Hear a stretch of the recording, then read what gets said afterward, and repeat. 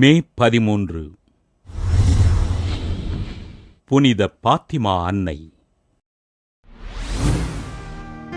Portugal நாட்டிலுள்ள பாத்திமா நகரில் ஆடு மேய்த்துக் கொண்டிருந்த சிறுவர்கள் லூசியா, ஜெசிந்தா, பிரான்சிஸ்கோ ஆகியோருக்கு கிபி 1917 ஆண்டு மே 13 நாள் காட்சி அளித்தார் புனித மரியன்னை.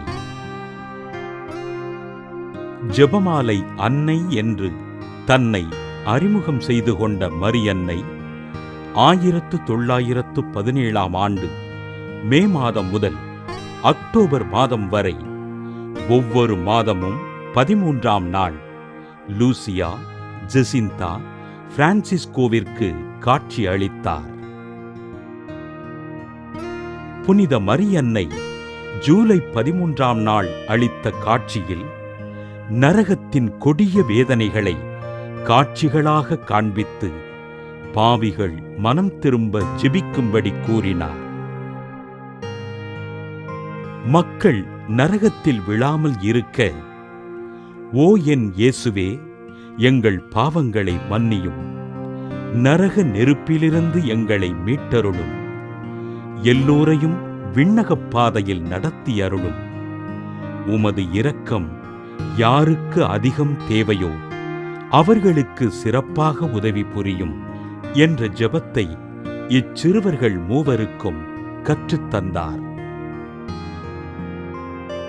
சிறுவர்கள் லூசியா, ஜெசிந்தா, பிரான்சிஸ்கோவிடம் 3 ரகசியங்களை கூறிய புனித மரியன்னை, மக்கள் பாவத்திலிருந்து மனம் திரும்பவில்லை என்றால் 2ஆம் உலகப் போர் நடைபெறும் என்றும், ரஷ்யா கம்யூனிச கொள்கையிலிருந்து விடுபட அந்நாடு தன் இருதயத்திற்கு ஒப்புக் கொடுக்கப்பட வேண்டும் என்றும், இறுதி காலத்தில் மக்கள் கடவுளை மறந்து தீய வழிகளில் ஆர்வமாக இருப்பார்கள், இதனால் கத்தோலிக்க திருச்சபையும் திருத்தந்தையும் துன்புற நேரிடும் என்று முன்னறிவித்தார்.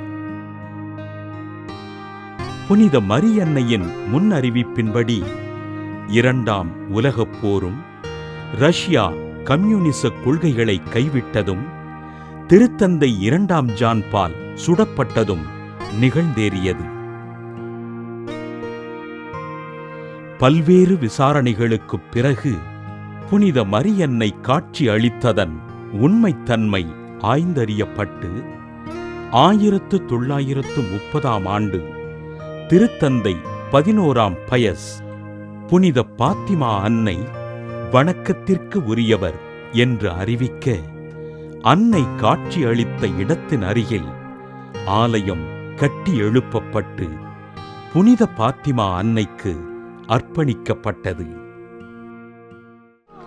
புனித பாத்திமா அன்னையின் திருவிழாவினை கொண்டாடுகின்ற நாம் அன்னை கேட்டுக்கொண்டதன்படி பாவிகள் மனம் திரும்புவதற்காக ஜெபிப்போம்.